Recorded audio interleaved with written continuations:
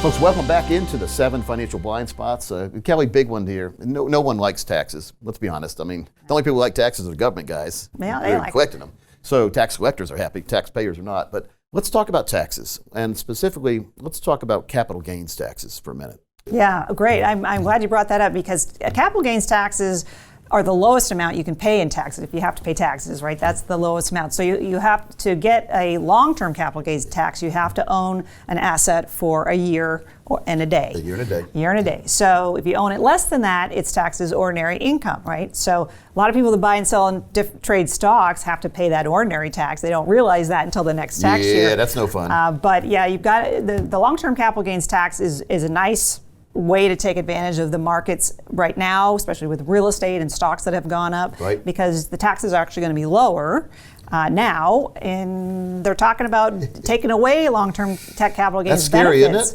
Yeah. So everyone would pay income tax on any trade. So therefore, you're going to be taking all the risk and lose half your profits to tax. It might not make any sense to be in the market anymore after a while. Yeah, start thinking about that. Yeah. The risk-reward ratio is not going to be in our favor when they do that. Right. So right now, though, with capital gains taxes around 20% long-term. Mm-hmm. That's a pretty good deal, isn't it? Yeah, it's good.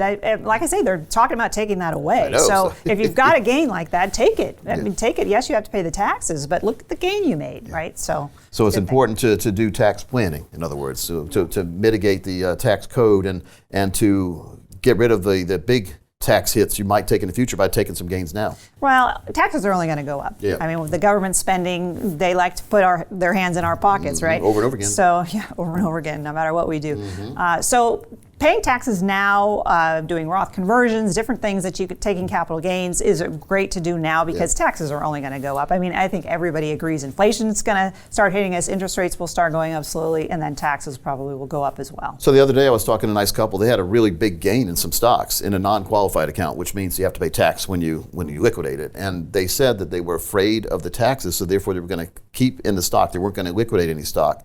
And I said, there's 2 problems with that. Number 1, the stock could go back down. And number 2, tax rates could go up. Right. And I said, I'd rather pay tax on a gain than have a write-off on a loss. And they said, what do you mean? I said, well, right now you're up.